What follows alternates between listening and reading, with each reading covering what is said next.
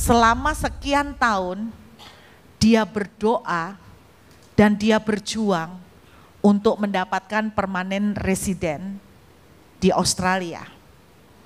Sebegitu lamanya sampai usianya mulai menghampiri border atau perbatasan. Nah, di Australia kalau untuk mengajukan permanen residen, kebanyakan jalur apa saja rata-rata untuk usia maksimal 45 tahun. Selama ini dia bukan tidak berjuang, tetapi dia selalu gagal.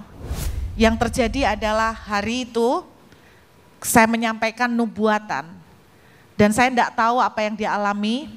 Dia baru cerita kepada saya kira-kira 1 tahun kemudian ketika saya kembali lagi ke Perth. Pengumuman diberikan pada waktu sekitar bulan November. Dia mendapatkan hasil pemberitahuan dari pemerintah bahwa permanen residennya di-granted. Dia dapat permanen residen. Dari situ dia semakin ngerti bahwa ternyata tembok Yeriko yang Tuhan katakan adalah berbicara tentang pergumulannya dia soal permanen residensi. Dengar, janji Tuhan ya dan amin. Kalau Tuhan yang beracara buka pintu, tidak ada yang bisa tutup. Tembok Yeriko yang kelihatan mustahil akan dirobohkan. Hanya dengan sentuhan tangan Tuhan, tembok Yeriko yang kau hadapin roboh.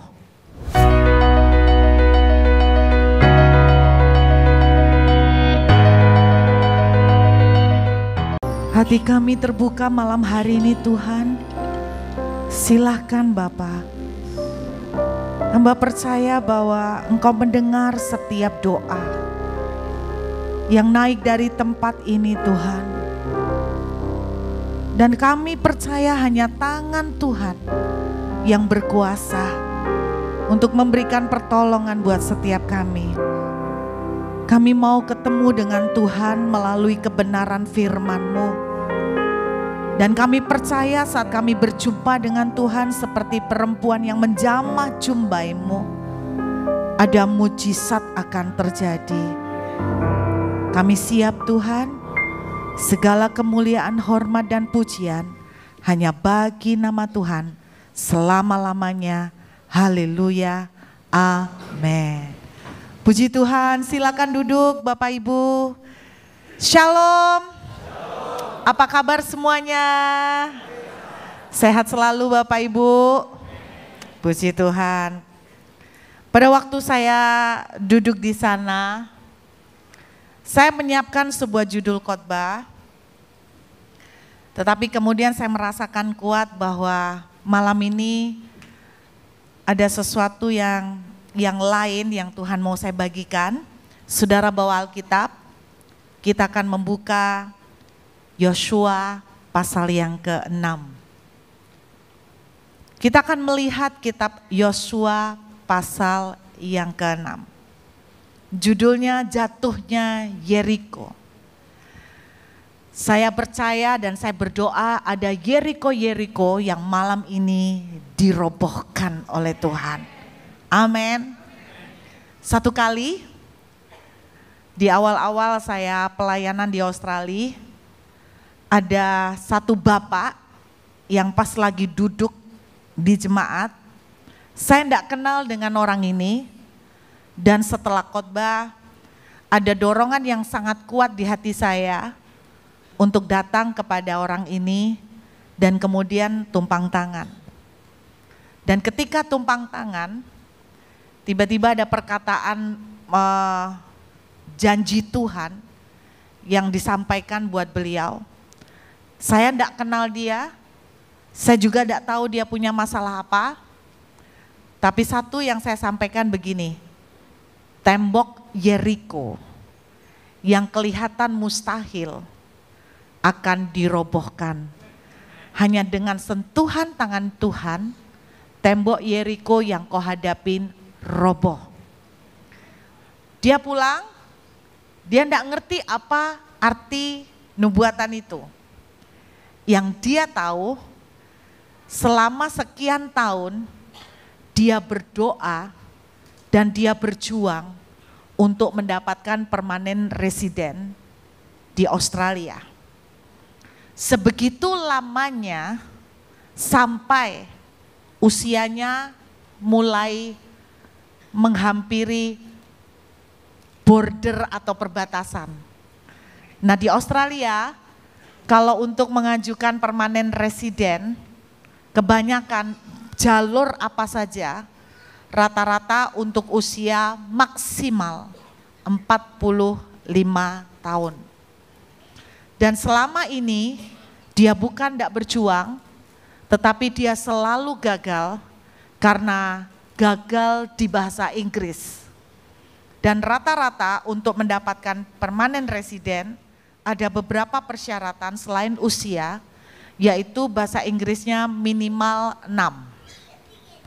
Nah, dia tidak berhasil mendapatkan itu, berpuluh-puluh kali dia dia bikin latihan, dia maju ujian berpuluh-puluh kali, sekitar 20 kali dia sudah mengajukan ujian IELTS tapi gagal. Belakangan saya ketemu orang yang lebih banyak rekornya, yaitu 37 kali. Sekali ujian IELTS membayarnya sekitar 3 jutaan. Anda kalikan saja kalau orang harus ujian 37 kali, itu dari optimis sampai pesimis. Dan sampai akhirnya surrender, berpasrah. Wis lulus ndak lulus terserah. Nah, Bapak ini gagal terus di bahasa Inggris sampai akhirnya usianya sedikit waktu lagi sudah memasuki 46 tahun. Jadi kalau sudah 46 tidak bisa Bapak Ibu. Kemudian yang terjadi adalah hari itu saya menyampaikan nubuatan dan saya tidak tahu apa yang dia alami. Dia baru cerita kepada saya kira-kira 1 tahun kemudian ketika saya kembali lagi ke Perth dan kemudian dia menemuin saya. Dan dia cerita berkali-kali dia gagal di ujian Inggris dan hari itu dia sudah mengajukan permanen residen terpaksa walaupun bahasa Inggrisnya masih juga 5. Syaratnya 6. Tapi karena dia sudah kepepet, umurnya sudah kurang 1 bulan lagi, 46 tahun, jadi dia tetap nekat dimajukan. Karena dia pikir begini, kalau enggak maju, ya pasti berarti enggak dapat PR. Kalau maju, mungkin ditolak. Tapi mungkin juga siapa tahu masih ada harapan. Barangkali petugasnya kasihan. Ini orang kok bolak-balik sakno wis tak kasih aja. Mungkin pemikirannya dia kalau enggak maju sama sekali malah enggak ada kesempatan sama sekali.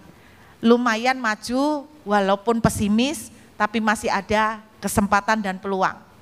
Dia maju dan pada saat dia setelah mengajukan hari Minggunya dia datang di ibadah dan saya menyampaikan suara Tuhan. Luar biasanya itu sekitar bulan September, luar biasanya pengumuman diberikan pada waktu sekitar bulan November, dia mendapatkan hasil pemberitahuan dari pemerintah bahwa permanen residennya di-granted. Dia dapat permanen residen.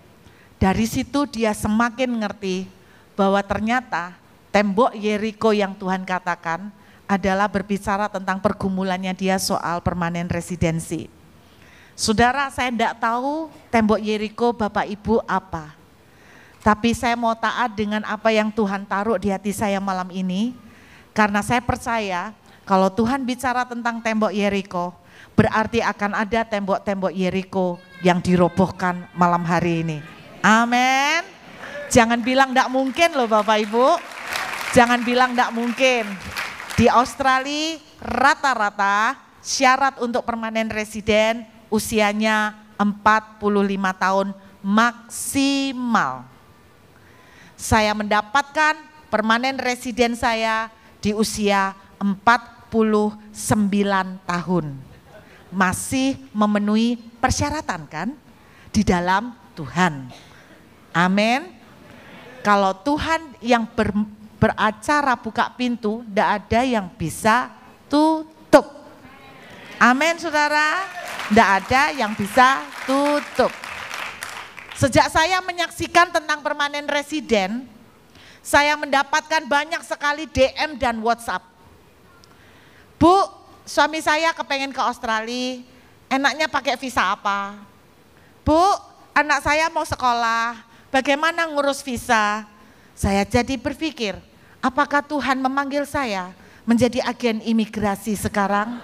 Sebab begitu banyak orang bertanya karena mereka pikir kalau tanya sama Bu Ruth jalur visa maka top chair. Padahal saya mau katakan semua cuman karena Tuhan. Semua cuman karena Tuhan. Dan saya mau ajak Bapak Ibu melihat Yosua pasal yang ke-6. Yuk kita lihat sama-sama. Saya berharap ini Anda praktekkan. Seorang wanita ketemu saya seminggu lalu. Dia cerita pada waktu itu dia down banget karena selain kondisi ekonomi yang hancur di tengah-tengah COVID, dia juga mengalami suaminya meninggal karena COVID. Disitulah tidak sengaja dia ketemu dengan YouTube di mana saya khotbah. Jadi saya ketemu dengan banyak orang-orang dan teman-teman baru gara-gara YouTube Bapak Ibu. Dan dia ngomong, pada waktu saya mendengar khotbah Ibu, saya mempraktekkan apa yang Ibu ajarkan. Salah satunya, saya mempraktekkan pengajaran Ibu soal favor, soal kasih karunia, soal kemurahan Tuhan. Saya praktekkan. Dan dia cerita, sebuah keajaiban Tuhan lakukan. Tuhan bukan hanya memulihkan keuangan saya, Tuhan menghiburkan hati saya sehingga saya kuat. Tapi saya mau kesaksian sama Ibu kejadian-kejadian favor yang terjadi. Salah satunya begini, saya ini tidak punya uang Bu. Tapi saya ini punya usaha toko, saya tidak ngerti gimana ya Bapak Ibu. Pokoknya katanya kalau toko itu kayak ada apa ya, kulak barang gitu terus dapat kupon gitu loh. Dapat kupon undian dan dia itu punya 7 kupon. Dia cerita dia punya 7 kupon. Nah pada waktu 7 kupon ini dia dapatkan, terus kemudian ketika tiba hari pengundian, waktu diumumkan tentang hadiah hiburan senilai 5 juta, salah satu nomornya keluar, jadi dia dapat 5 juta. Kemudian menginjak ke hadiah berikutnya 10 juta, waktu pengumuman hadiah 10 juta, salah satu nomornya keluar lagi. Kemudian masih ada hadiah 10 juta, salah satu nomornya lagi yang lain keluar. Lalu hadiah masih ada 10 juta, nomornya yang lain lagi keluar. Lalu kemudian pengundian motor Blitz, nomornya lagi keluar. Dan akhirnya hadiah Grand Prize, sebuah mobil, nomornya keluar. Dari 7 kupon, 6 yang keluar. Dia bilang, wow, saya pernah punya kupon tidak ada yang keluar. Jadi saya melihat begini ya, kenapa jemaat yang mendengarkan khotbah saya dan mempraktekkan kok lebih manjur daripada pengkhotbahnya. Saya bingung di situ Bapak Ibu. Mungkin penyebabnya gini, karena pendetanya sibuk khotbah dan jemaat mendengarkan langsung latihan. Saya khotbah, belum sempat latihan khotbah lagi. Belum sempat latihan lagi khotbah lagi. Jadi jemaat lebih cepat dari saya, itu yang bikin saya marah, gitu kan? Karena saya 1 kupon undian dapat magic jar aja enggak pernah. Dia kok enak sekali dari 7 nomor 6 yang keluar semua. Saya bilang, Cik beneran kah itu? Iya Bu, dari 7 kupon itu mobilnya Bu. Wah, dia cerita, saya praktek. Saya berharap Bapak Ibu praktek. Janji? Saya percaya kalau jemaat GSJS TP praktek. Ngeri. Ngeri enak maksud saya, ngeri. Ngerinya itu dalam arti positif. Yuk kita lihat ya. Yosua pasal yang ke-6. Kita lihat mulai dari ayat yang pertama. Pada waktu itu Yeriko telah menutup pintu gerbangnya. Telah tertutup kota itu karena orang Israel, tidak ada orang keluar dan masuk. Ayat 2. Perhatikan ini Bapak Ibu. Berfirmanlah Tuhan kepada Yosua, ketahuilah aku serahkan ke tanganmu Yeriko ini beserta rajanya dan pahlawan-pahlawannya yang gagah perkasa. Tuhan ngomong dulu sama Yosua, sebuah janji bahwa Yeriko akan diserahkan kepada Yosua. Betul Bapak Ibu? Tuhan ngomong dulu. Nah Bapak Ibu harus mengerti tentang proses nubuatan. Tuhan ngomong dulu. Harus Tuhan ngomong dulu. Nggak bisa main klaim. Ada banyak dari kita datang ke mobilnya orang, bagus, lalu tumpang tangan. Dan kita katakan di dalam nama Yesus, mobil ini jadi milikku. Itu jahat. Karena engkau mengingini milik orang lain. Nggak boleh, nggak boleh. Saudara harus dapat Tuhan berbicara lebih dahulu. Mungkin ada hamba Tuhan bernubuat buat saudara. Mungkin Anda dapatkan rema waktu baca Alkitab. Ayat itu muncul dan begitu hidup. Itulah janji Tuhan. Anda sudah dapat, maka Anda menghadapi ayat 2. Jadi Tuhan bicara sama Yosua, aku memberikan Yeriko kepadamu. Akhir tahun 2021 Tuhan bicara bulan September. Anakku, tahun depan kamu akan menduduki negeri ini. Akhir tahun 2021 Tuhan bicara. Jadi saya nggak asal klaim, Tuhan bicara. Tahun 2022, tahun depan kamu akan menduduki negeri ini. Saya lagi berdoa, Tuhan bicara. Gimana Bu Ruth Tuhan bicara? Bukan dengar audible, enggak. Seumur hidup saya dengar Tuhan audible sekali. Satu kali aja. Waktu saya mau bunuh diri, itu tok. Masa harus mau bunuh diri baru dengar suara Tuhan audible? Saya enggak pernah dengar lagi audible, sekali itu aja. Yang lain bagaimana? Melalui banyak cara.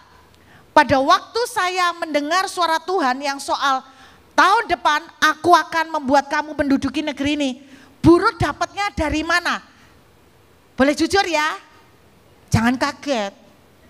Jangan mengurangi rasa hormat saudara tentang saya rohani atau rohana. Saya dapat dari IG. IG gimana? Gini.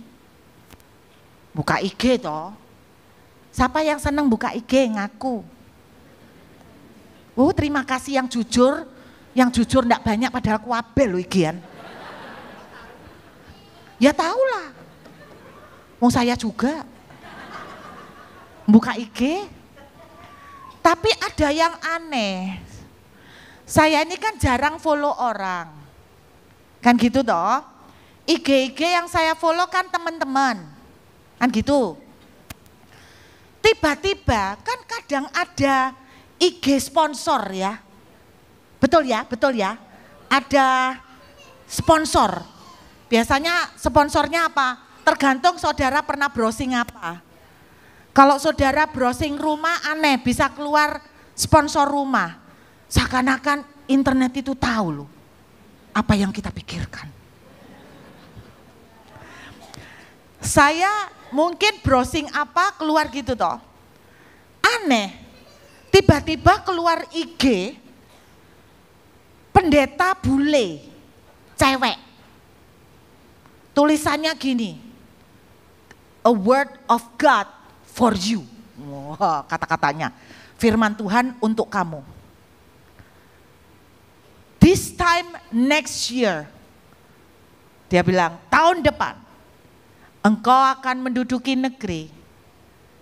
di mana engkau aku kirim. Bunyinya gitu. Saya langsung baca itu makdek. Loh Tuhan, PR dong. Itu sekitar bulan September. PR dong, saya dapat janji Tuhan. Bisa nangkep Bapak Ibu? Seperti Yosua, dapat tentang Yeriko. Ada yang pernah dapat kayak gitu? Tolong angkat tangan. Loh cuma satu? Bukan, maksud saya bukan Yeriko, maksudnya iya tuh Bapak Ibu sudah makan belum? Saya serius nih, kok enggak dijawab? Ada yang pernah dapat janji Tuhan seperti itu, maksudnya caranya mungkin macam-macam, tentang janji jodoh, janji anak, ada enggak? Janji rumah baru, bukan istri baru, rumah baru. Angkat tangan. Nah, banyak. Ada yang pernah dapat nubuatan? Angkat tangan. Ada. Sudah dicatat? Belum. Masih ingat? Komplit? Gak percaya saya. Lah ingat komplit gak mungkin. Karena telinga kita itu selective hearing. Anda tahu selective hearing? Kita punya kecenderungan telinga kita hanya mengingat yang kita mau. Jadi ketika ada hamba Tuhan bernubuat, Tuhan akan memberkati engkau dengan sebuah rumah. Yang diingat itu tok. Berikutnya lali. Pasti. Selective hearing. Makanya saya tidak melarang kalau ada orang ketika saya berdoa buat dia mau rekam. Karena telinga kita ini berbahaya, milih yang kita mau tok. Nah, dapat ayat itu, peneguhan. Kalau Anda dapat, dengar, janji Tuhan, ya dan amin. Kalau Tuhan bilang, tahun depan kamu akan menduduki negeri, ya dan amin. Kalau Tuhan bilang, kamu akan mendapatkan kesempatan sekolah ke luar negeri, ya dan amin. Kalau Tuhan sudah bilang kamu kawin, pasti kawin. Piye Bu, gak ono yang naksir. Pasti ada satu yang dibikin Tuhan termehek-mehek. Pasti. Karena janji Tuhan, ya dan amin. Yang masih jomblo katakan amin. Saya berdoa tahun ini yang jomblo-jomblo nggak jomblo lagi. Amin. Banyak yang jomblo? Banyak. Si ngomong kok bapak-bapak gini. Tadi ada ibu-ibu sing nyenggol anake. Yang jomblo tahun ini merit, laku, anaknya didemek. Nah tak lihat anaknya kok koyo SD gitu ya. Waduh gak apa-apa ta iki. Bapak Ibu jangan asal klaim ya. Anda dapat suara Tuhan, pasti ya dan amin. Ini yang saya mau ajarkan, yuk kita lihat berikutnya. Di ayat yang ketiga, haruslah kamu mengelilingi kota itu, yakni semua prajurit harus mengedari kota itu sekali saja, demikian harus kau perbuat 6 hari lamanya. 7 orang imam harus membawa 7 sangkakala tanduk domba di depan tabut, tetapi pada hari yang ke-7, 7 kali kamu harus mengelilingi kota itu sedang para imam meniup sangkakala. Saya mau ajak lompat di ayat 9. Dan orang-orang bersenjata berjalan di depan para imam yang meniup sangkakala, dan barisan penutup mengikuti tabut itu sedang sangkakala terus menerus ditiup. Saudara kalau membaca kisah robohnya tembok Yeriko, ada satu tindakan iman yang dilakukan oleh mereka yang tidak boleh berhenti dari awal sampai akhir. Bahkan sebelum tembok Yeriko roboh, tindakan iman inilah yang menjadi tindakan pamungkas. Dan saya berharap ini yang akan kita copy paste.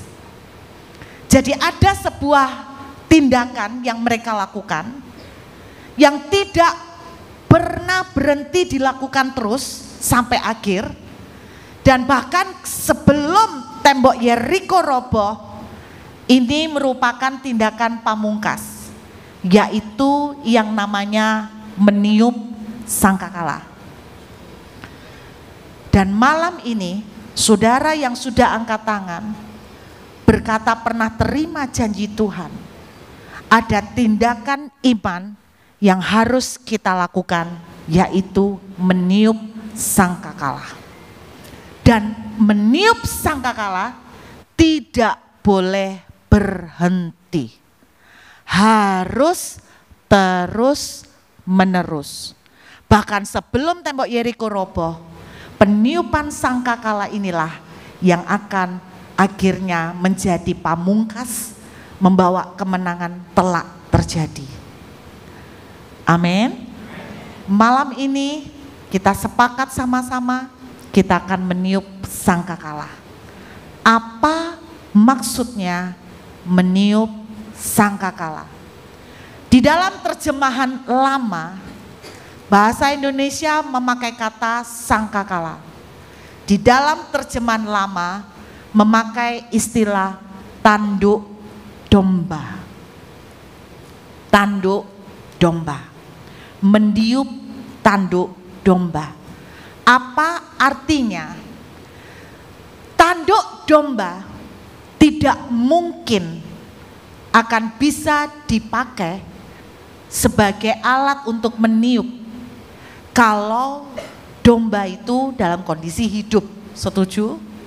Tanduk domba berarti baru bisa difungsikan setelah dombanya disembelih. Dan saudara, pada zaman Yosua, tanduk domba saja begitu sakti. Berarti ada barang sakti yang harus kita lakukan, yaitu meniup tanduk domba. Sakti banget. Dan tanduk domba ini bicara tentang apa? Kalau tanduk domba biasa aja bisa begitu sakti, apalagi tanduk anak domba Allah. Artinya apa? Meniup tanduk domba punya pengertian, meniup pakai mulut. Setuju ya? Meniup pakai mulut.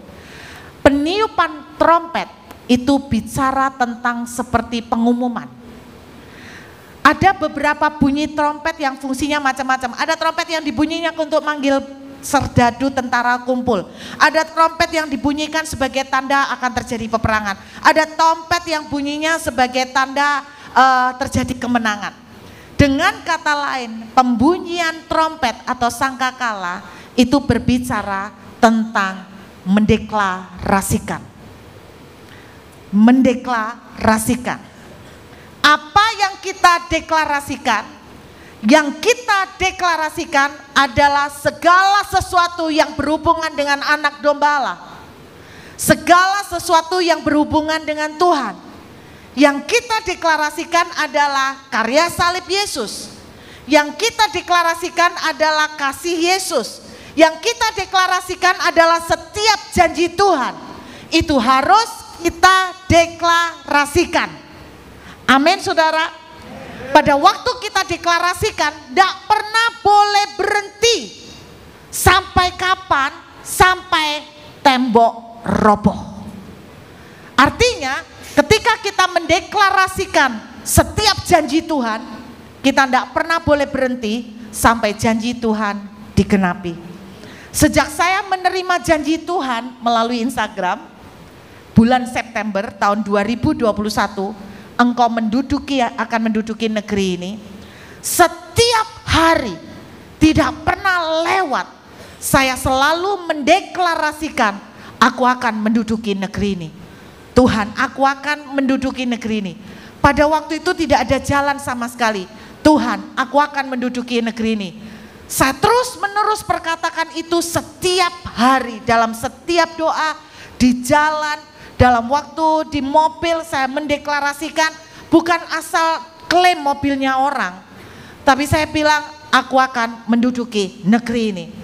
Berjalan 2 minggu sejak saya deklarasi, tiba-tiba muncul pengumuman ada sebuah jalur permanen residen yang baru, yang luar biasa, Jalur ini langsung ke permanen residen, bukan yang contemporary, yang sementara, tapi langsung ke permanen. Dan luar biasanya jalur ini hanya untuk pendeta. Dan luar biasanya jalur ini bisa sampai umur 60 tahun. Lah memenuhi syarat semua kan? Pendeta sampai umur 60 tahun. 2 minggu setelah saya deklarasikan, berjalan dengan proses mempersiapkan dokumen, mendaftar semuanya, total sekitar 3 bulan. Tiap hari saya tidak pernah berhenti mendeklarasikan janji Tuhan. Sampai akhirnya kemenangan terjadi. Yang saya deklarasikan bukan cuman kata-kata aku akan membuat kamu menduduki negeri ini. Ada satu ayat lagi yang Tuhan kasih pada saya bulan September, Yesaya 22 ayat 22, yaitu jika aku membuka pintu, tidak ada yang bisa menutup. Jadi saya deklarasikan 2 ayat itu. Tiap hari punya PR, deklarasi 2 ayat itu, simple Bapak Ibu, sederhana sekali. Ini bukan praktek New Age. Bedanya dengan praktek New Age, kalau orang New Age mereka nggak punya dasar firman dan janji Tuhan. Mereka asal klaim, aku pasti bisa, aku kaya, aku bisa, aku hebat. Itu mereka orang New Age seperti itu. Tetapi kalau kita punya firman, kita pakai firman, lalu kita deklarasikan firman. Ini sangat alkitabiah. Karena Tuhan bilang begini, segala sesuatu dalam Yohanes pasal 1 dijadikan oleh kata-kata. Dan tanpa kata-kata tidak ada yang jadi. Berarti kalau saudara mau melihat tembok Yeriko roboh, saudara harus meniup sangkakala terus menerus, tidak boleh berhenti. Amin. Kalau tanduk domba biasa begitu sakti, apalagi tanduk anak domba Allah. Saudara tahu cara menyembelih domba di Israel? Kita tahu bahwa domba besok, hari ini sudah ada penyembelian? Besok ada, hari ini sudah ada? Tadi pagi? Anda sudah makan? Sate kambing? Beberapa hari yang lalu ada orang kirim, saya dikasih lihat Instagram, kecelakaan terjadi pada truk yang memuat 50 ekor kambing ya. Terus ada beberapa ekor kambing mati, ada yang hidup. Saya tuh ngobrol sama suami saya, nih yang hidup ini kasihan kalau akhirnya disembelih juga pada waktu Idul Adha. Kok cek sorone nasibnya ya? Ini koyok ceritane film Final Destination. Selamat dari kecelakaan truk, tidak selamat dari pisau sembelih. Aku tidak tahu apakah kambing-kambing yang disembelih hari ini dan besok ada di antaranya korban kecelakaan pada hari itu. Saya tidak tahu Pak. Saudara, domba, kalau orang Israel kan biasanya kalau menyembelih domba bukan buat jualan sate kambing. Tapi mereka sama seperti yang diperingati Idul Adha ya. Mereka menyembelih domba untuk menebus dosanya manusia.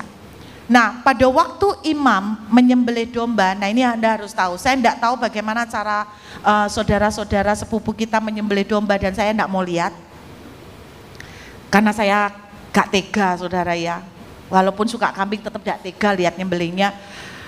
Nah itu domba, itu akan ditumpangi tangan sama imam.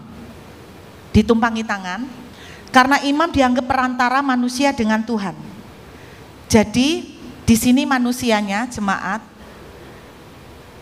domba di depan, tangan imam ditumpangkan. Lalu tangan imam yang satunya mengarah ke jemaat. Seakan-akan dosanya disedot, masuk ke imam, imam nyalurkan ke domba. Dan ketika domba disembelih, itu harus disembelih dengan cepat. Tidak boleh diginiin. Krek. Iku nyikso. Kenapa? Loh itu ada maksudnya. Karena kalau domba dia krek, apa meneng pisone gak landep. Itu domba stres. Bapak Ibu percaya domba bisa stres? Yakin? Imam itu tidak boleh menyembelih domba pelan-pelan, harus sekali tebas. Selesai. Kenapa? Karena kalau dia stres, itu akan keluar enzim-enzim yang meracuni badannya orang. Karena domba itu nanti kan juga dimakan sama imam. Jadi itu untuk memastikan dombanya sehat, itu ndak ada dia krek-krek gitu. Kata orang pada waktu saya ikut tur ke Israel, katanya saya ndak tahu ya, dibujuki aku ya ndak tahu. Karena saya belum pernah survei, katanya orang Israel itu ndak ada yang kena kolesterol. Iya, mungkin karena cara nyembelih dombanya set gitu kali ya. Set itu ndak tahu setajam apa, set mate. Lalek kita kan ndak. Krek. Kolesterol tok, Pak. Makan, kolesterol naik. Saya ndak pernah lihat, tapi saya pernah baca masuk berita di koran. Domba itu besok lek disembelih di antri loh. Di baris no. Jadi bukan jemaat GSJS tok sing baris njaluk doa. Domba yo baris. Jadi Anda koyok domba yo. Domba. Nah, waktu domba itu sing buri ngelihat koncone dibeleh, sing buri so terkencing-kencing loh. Sungguhan, ini masuk koran, yang belakangnya tuh bisa ngoyo loh. Terkencing-kencing terus sampai kewedian semaput. Jadi dombanya semaput. Terus saya tuh penasaran, kepengen tahu, barangkali kalau semaput kasihan kan, nggak jadi disembelih. Ternyata tetap dibeleh. Aduh sakno kon, ya ampun.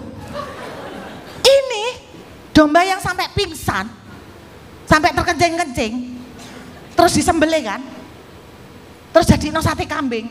Ya iki sing kolesterolnya wake. Stres Pak, stres sungguhan. Lah orang Israel tidak boleh, imam tidak boleh membunuh domba kayak gitu, harus set, ya kan, selesai. Tapi Anda lihat cara bunuh Yesus. Cara bunuh Yesus pelan-pelan. Betul?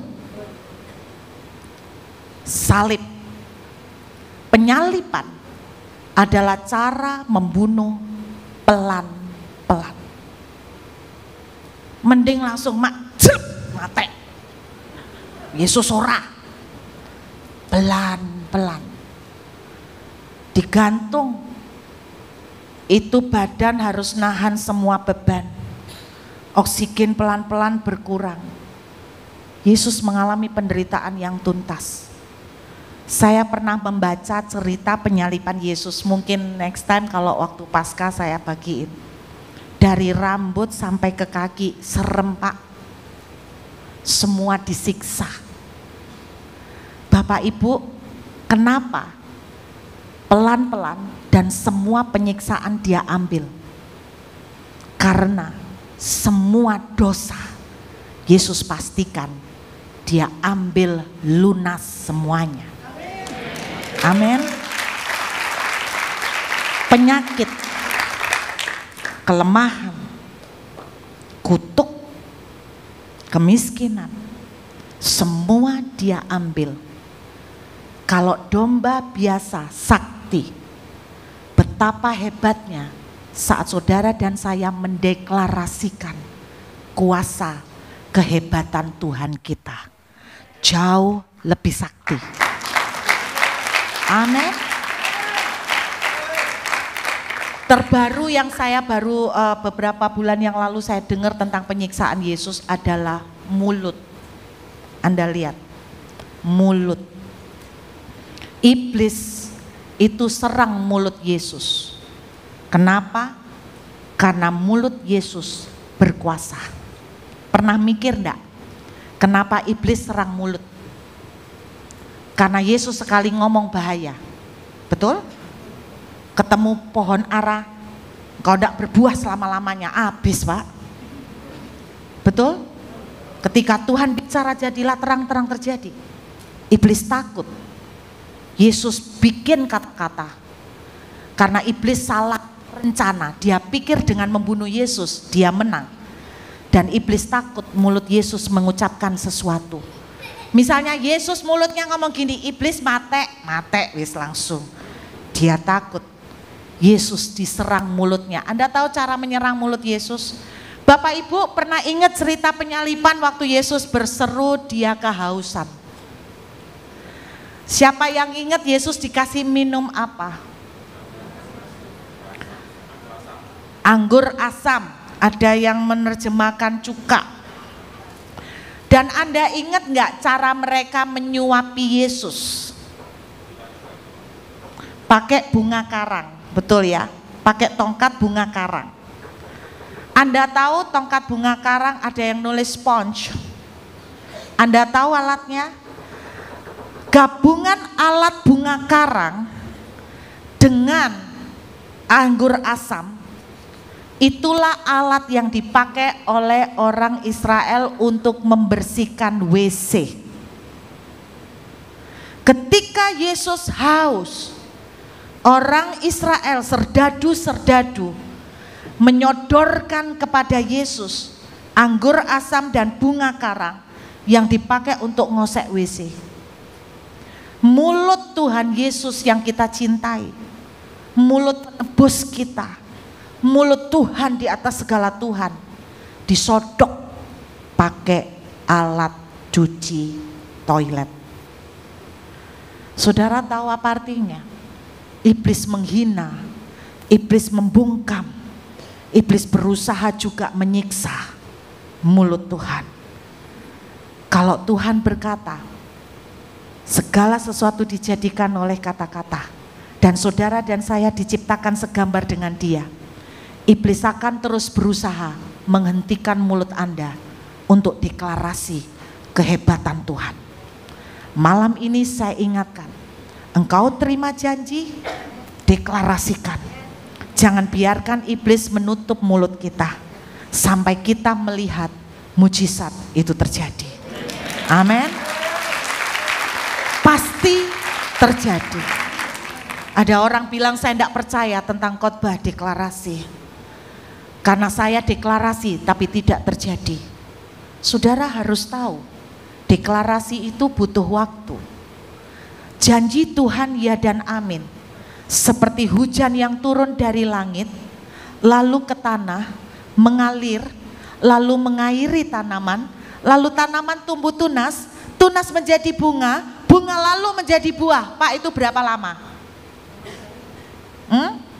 Dari air hujan turun ke tanah sampai tanamannya keluar buahnya tergantung pada pohonnya, betul enggak? Berapa lama, benar enggak? Kecambah cepat, Lombok cepat, kurma lama. Percayalah, makin besar blessing yang Tuhan siapkan, makin Anda butuh waktu. Tetapi janji Tuhan ya dan amin. Amin. Malam ini kita akan mulai praktek deklarasikan apa yang Tuhan janjikan. Siapa yang sudah dapat janji Tuhan, deklarasikan. Sepanjang saya menunggu sampai mendapatkan permanen residen, ketika saya sudah mengirimkan surat lamaran untuk pengajuan permanen residen, saya mendeklarasikan, Tuhan, jika Engkau yang membuka pintu, tidak ada yang menutup. Yesaya 22 ayat 22. Tuhan, Engkau sendiri yang berkata bahwa aku akan menduduki negeri ini. Tuhan, aku adalah anak-Mu dan aku percaya anak-Mu tidak akan pernah dipermalukan. Amin saudara. Ingat kuasanya, ingat kasihnya, ingat karyanya, maka saudara akan menerima kemenangan. Saya tidak tahu kenapa malam ini Tuhan bicara tentang gembok Yeriko. Karena itu saya percaya ada tembok Yeriko yang akan segera dirobohkan. Mungkin ada yang 2 minggu sudah roboh, mungkin ada yang 2 hari roboh, mungkin ada yang 2 bulan.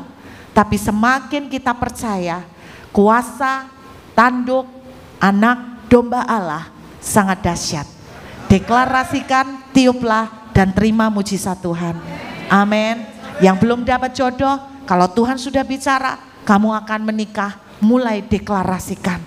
Anda boleh praktek kayak Nabi Nuh, Katakan, datanglah dari segala penjuru, utara, selatan, timur, dan barat. Tidak apa-apa, Tuhan melihat iman, kok ketawa ke TV. Gini loh, sama-sama deklarasi jangan tanggung-tanggung. Gitu loh. Jangan tanggung-tanggung. Saya paling takut kalau doa gini ya. Tuhan, yang mana jodohku, Tuhan tolong. Yang bukan jodohku tutup semua pintu. Kalau bukan jodohku tutup pintu, tutup kabeh. Serem loh Bapak, ditutup pintu loh. Lebih baik gini loh, lebih baik bingung karena banyak pintu. Daripada bingung gak ono pintu belas. Jadi aku ndak mau mengambil risiko terlalu banyak. Jadi lebih baik kita tuh bingung karena banyak pilihan. Daripada bingung karena ndak ada sing dipilih. Setuju anak muda? Nah, sing banter ini sing bener-bener kepepet ini ya. Mulai deklarasikan, kalau Tuhan sudah bicara aku akan memberkati pekerjaanmu, perkatakan. Perkatakan. Bapak Ibu enggak tahu saya di Australia 2 tahun enggak kerja ya. Kerjaan saya deklarasi. Kenapa? Soalnya ndredeg. Enggak punya duit, enggak bawa ATM, enggak ada akses ngambil rekening, enggak bisa kerja, terkunci, tidak bisa keluar. Saya sembahyang nangis. Tuhan bicara.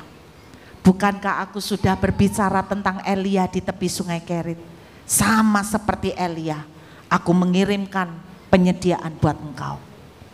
Tiap hari saya deklarasi, Tuhan, aku juga anakmu kayak Elia.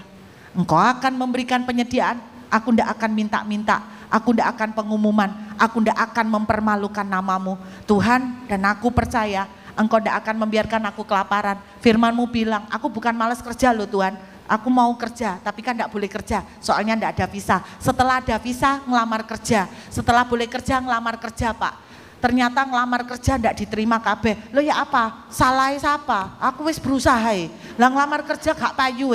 Katanya temenku anaknya kerja di McDonald, gajinya ciami. Tak hitung, wih gede kon kerja di McDonald. Aku ngelamar di McDonald tidak diterima karena ketuaan. Soalnya mereka, iya mereka cari yang seliuk seji.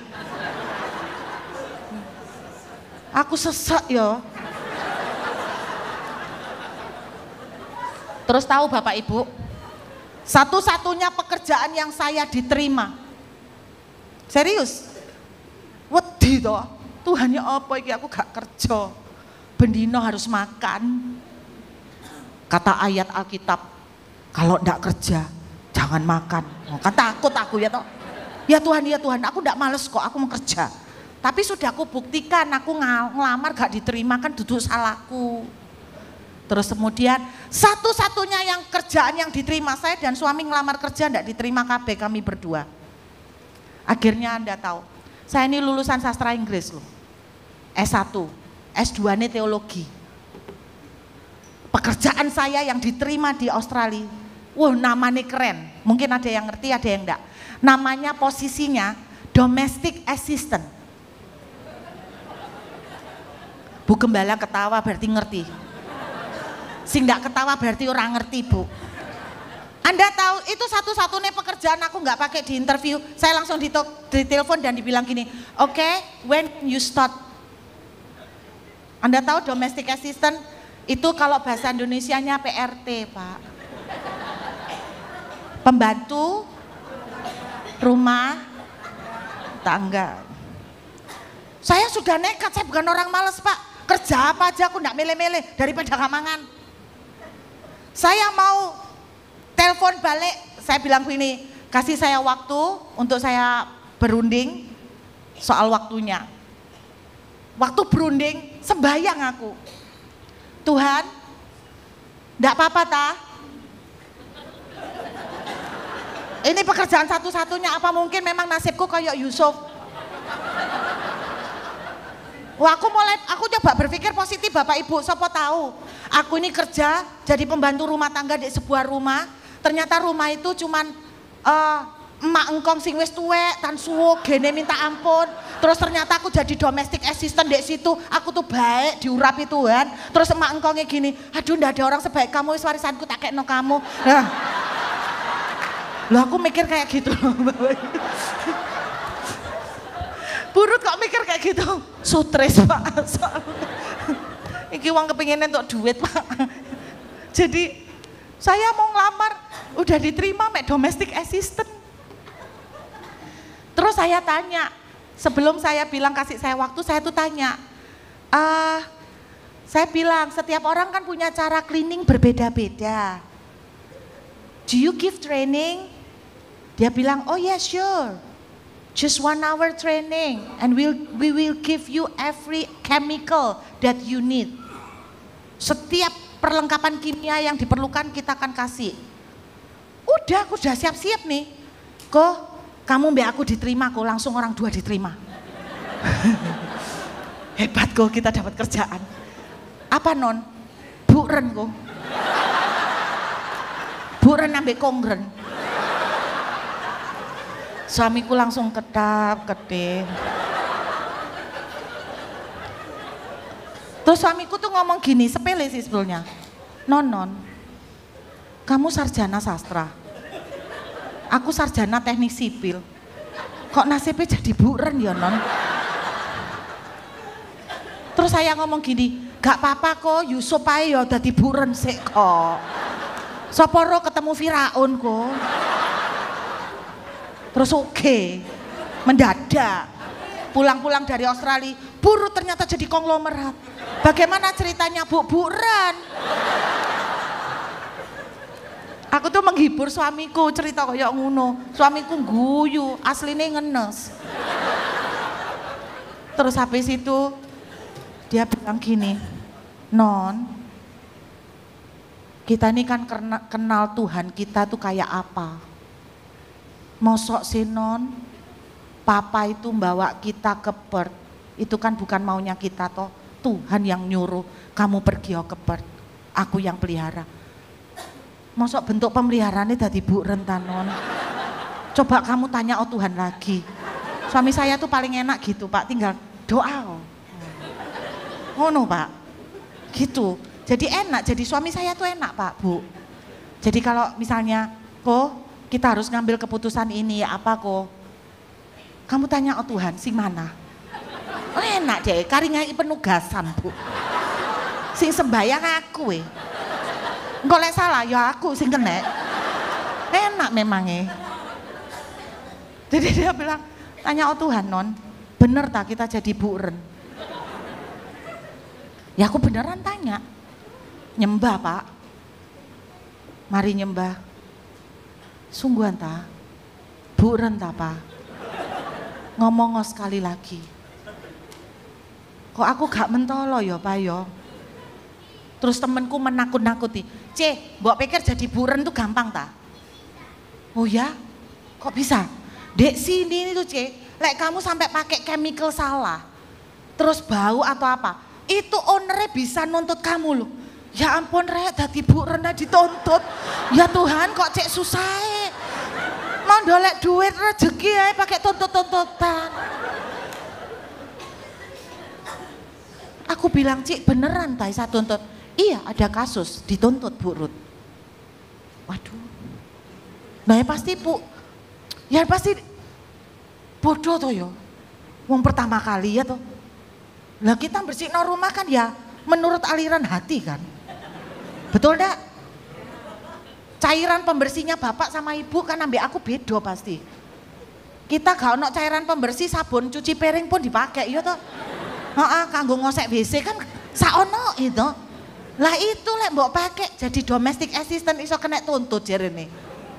Loh, itu pernah sampai dikenekno penalti disuruh ganti rugi. Waduh, duit gak sepiro diganti rugi meneh. Aduh cek sorone. Terus aku bilang, Tuhan ini beneran ta? Jadi domestic assistant sembahyang. Tuhan itu bicara. Kenapa kamu itu berusaha pakai kekuatanmu? Bukankah aku berkata, Aku akan memelihara kamu. Tugas Elia di tepi sungai Kerit itu sembayang. Bukan domestic assistant, nak. Ngono jawabannya ya wis. Akhirnya aku telepon, sorry I couldn't take the job. Jual mahal rek. Asline yo isin loh aku iki. Mosok kerja apa gak keterima rek. Tapi saya melihat 3 tahun gak kerja Pak. Tuhan pelihara sampai kayak gini.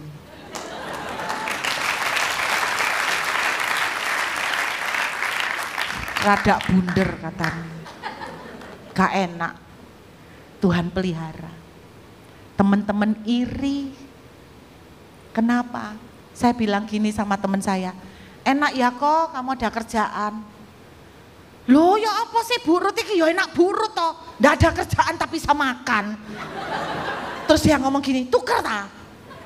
Lah iso tuker aku milih kayak burut. Enak, gak kerja.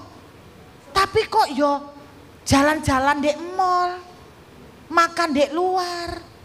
Lah aku jalan-jalan di mall soalnya bosen ya Pak. Apa meneng rek musim panas ngisis. Beno ngirit AC. Tapi banyak yang iri. Saya cuma bilang kalau Tuhan berjanji memelihara, Tuhan memelihara. Amin.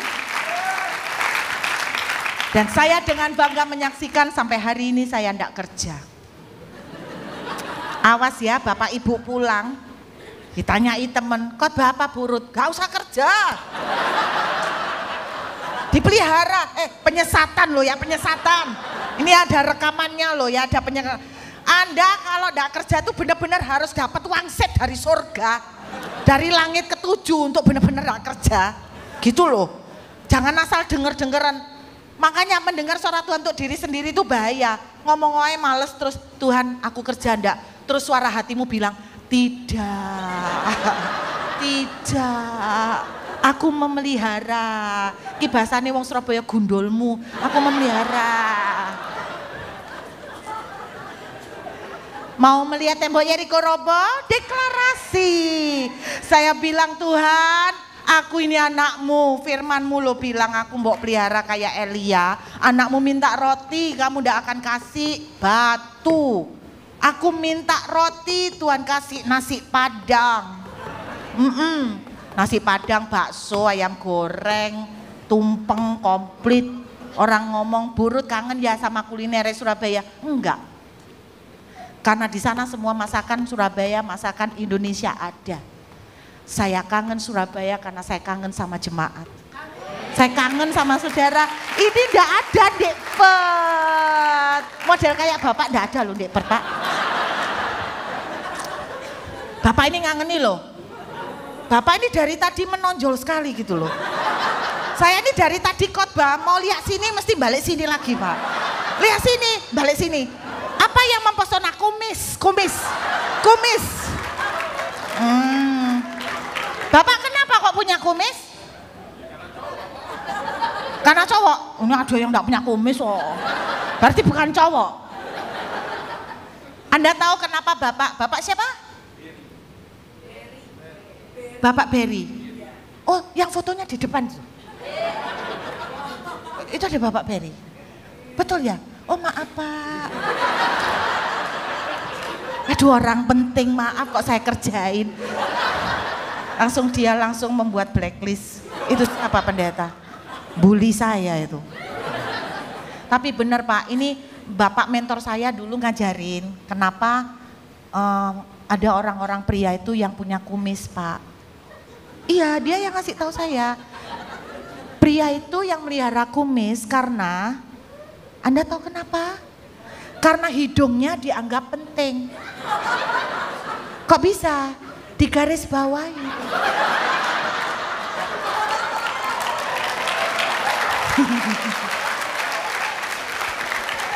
Ayo, adik-adik kalau membaca buku penting mbok apakno? Kalimat sing penting diapakno? Lah Pak Berry kan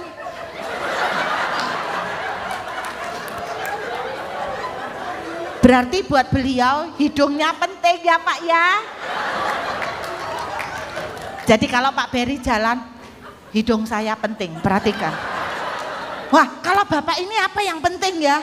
Oh ini kumis sama brewok. Anda tahu apa yang penting? Mulutnya. Kenapa? Dilingkari.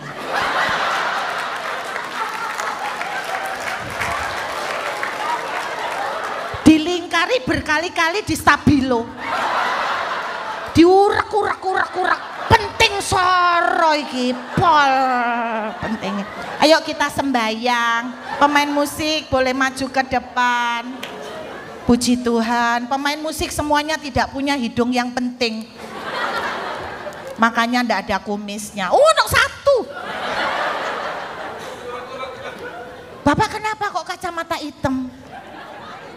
Oh, siapa tahu merangkap tukang pijit. Loh ini malam loh Pak. Ini malam kok kacamata hitam ya. Aku tadi penasaran di bawah. Keren sih, keren. Langsung kayak pemain jazz dari bule gitu loh, keren. Ya keren pol. Tapi berarti memang mulut Bapak penting sekali nih. Di stabilo dikai arseran. Dikai arseran. Yuk kita deklarasi ngucap syukur Bapak Ibu. Ojo keterusan banyol ya. Saya dikomplain jemaat di DM. Burut kenapa sekarang kalau khotbah enggak lucu? Tak jawab, banyak proses Pak di Australia. Lucunya hilang Pak kayak songguyu. Serius semua. Saudara sukacita malam ini. Amin. Kita sama-sama robohkan tembok Yeriko. Declare. Deklarasikan janji Tuhan. Deklarasikan kasih-Nya dan kuasanya. Amin. Yuk katakan ku yakin kau hadir di sini. Sama-sama kita katakan dengan iman. Haleluya. Thank you Jesus. Yuk sama-sama biar pujian ini juga menjadi deklarasi kita malam hari ini. Hadir di sini. Amin. Katakan dengan ini. Kami deklarasi malam ini, jemaat GSJS Tunjungan Plaza akan terbang bersama Tuhan. Amin. Tuhan janji kami naik terus. Amin. Tidak pernah turun. Amin. Jadi kepala, bukan jadi ekor. Kami deklarasikan janji Tuhan ya dan amin. Terimalah persembahan ini menjadi dupa yang wangi, menyenangkan Tuhan. Tuhan janji 100 kali ganda serta mewarisi hidup yang kekal. Dalam nama Tuhan Yesus yang percaya katakan Amin. Bapak Ibu, hari ini luar biasa. Yang datang 600 orang.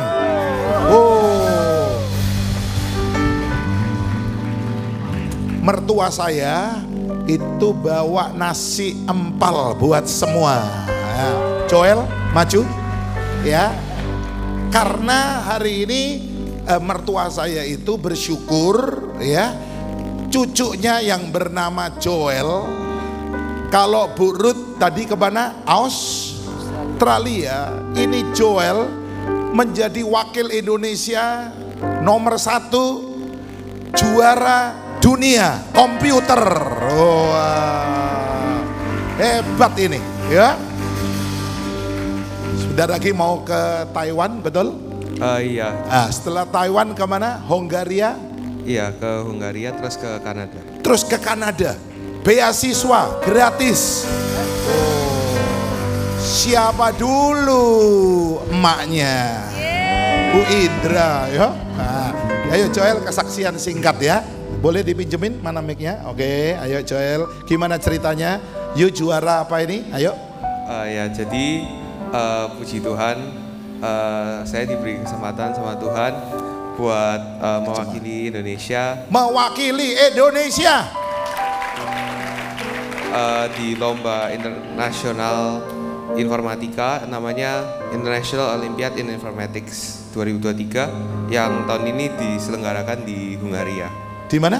Hongaria. Hongaria. Sudah bisa bahasa Hongaria? Bisanya Hungary-nya doang. Ya. Jadi bisanya laparnya doang. Hongaria itu banyak kata Hong. Tahu? Hong. Yang terkenal apa? Hong Lim. Go Hong Lim gitu ya. Ya, setelah Hongaria lalu studi di mana? Di Kanada. Kanadanya di mana? Di UBC di Vancouver. Di Vancouver. Gratis? Iya, puji Tuhan dapat beasiswa jadi gratis. Gratis. Bukan hanya sekolah gratis. Dapat apa lagi yang gratis? Dapat biaya hidupnya juga dibiayai. Jadi nggak perlu keluar uang buat biaya hidupnya. Waduh, sekolahnya gratis, biaya hidup gratis. Boleh tahu nggak sebulan dikasih berapa? Saya nggak minta perpuluhannya, cuma mau tahu aja. Sebulan dikasih piro gratis saya itu loh.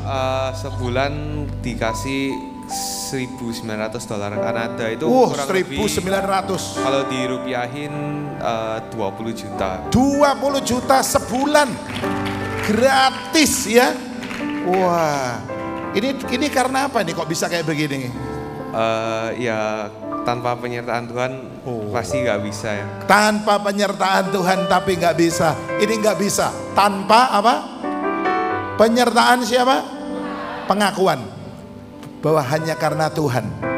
Semua karena Tuhan ya. Joel, apa yang mau disampaikan lagi kepada jemaat? Ayo, terutama kepada saudara-saudara yang sekolah kelak. Umur berapa? Yuyu umur berapa nih? Sekarang umur 17. 17, sweet 17. Berarti baru lulus SMA. SMA. Sekolahnya di mana SMA-nya ini? Di Gloria 2. Gloria 2. Saudara luar biasa. Mestinya saudara Joel ini mau pindah sekolah, betul nggak?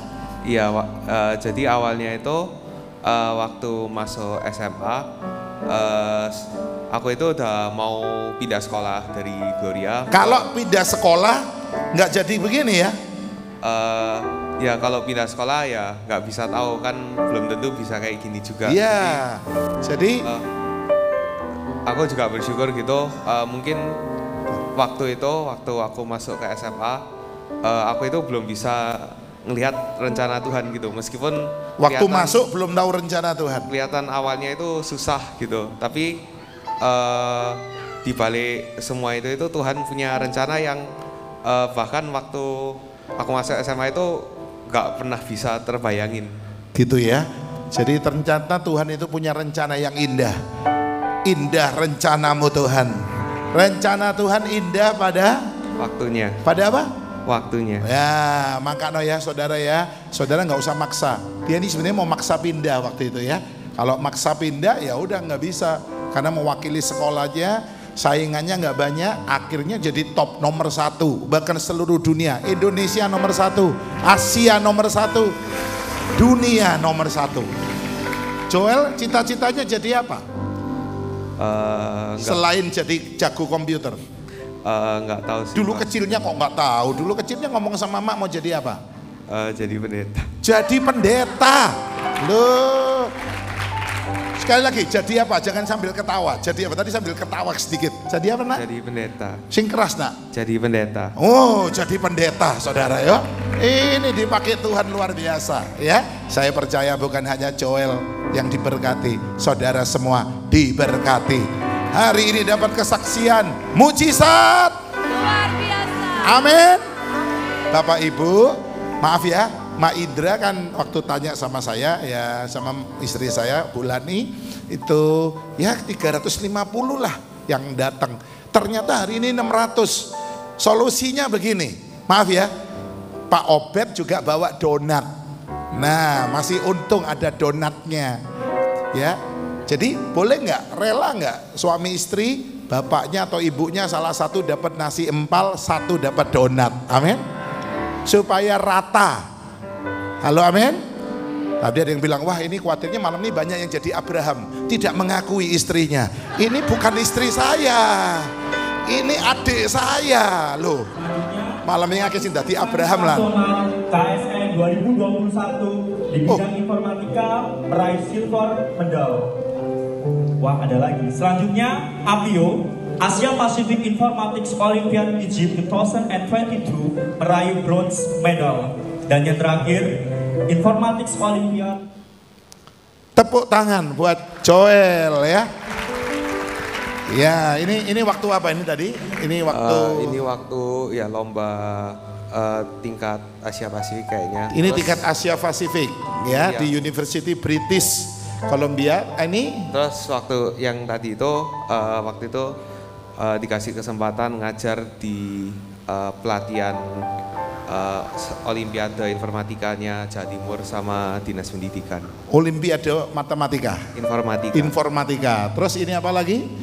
Ini ikut beberapa lomba-lomba. Lomba-lomba ya di Binus University, mestinya bisa masuk UI gratis tanpa bayar. Universitas Indonesia, betul? Iya, tapi bisa masuk akhirnya di- pilihnya di luar negeri ya. Iya. Iya, jadi di UI udah pasti gratis, bisa masuk langsung. Tapi Joel ingin di luar negeri ya. Oke, apalagi Joel yang mau disampaikan? Ada lagi? Ini masih aja beberapa. Ya ini nggak apa dibiarin jalan aja. Ini sertifikat-sertifikat yang diberikan ya. Sungguh suatu kebanggaan bagi Mak Indra. Cucunya diberkati Tuhan ya, luar biasa. Bu Indra, Pak Yuwono ini mertua saya yang sangat baik ya, yang sungguh-sungguh mendoakan cucu-cucunya, Pastor Michael, Pastor Andrew, Timothy ya, Joel, Nathan, Michelle, Cheryl ada di Amerika, dan saya percaya anak cucu orang benar diberkati oleh Tuhan. Amin. Amin. Ayo kita bangkit berdiri. Jadi nanti saudara pulang ya, mohon suami istri ya, satu nasi, satu donat ya, supaya kita bisa rata. Besok kita pergi ke puncak langit. Kok puncak langit? Apa? Pintu langit pelayan Tuhan ya. Kita adakan fellowship ya, pulangnya ditraktir sama Pak Sam ya. Jangan lupa perjamuan suci ya, ajak teman datang. Deklarasikan setiap kali pilar 1/10 penduduk ini deklarasi 1/10. Amin. Berkuasa, nyanyi di bumi di surga. Thank you ya. Bertahta, yes, dalam kemuliaan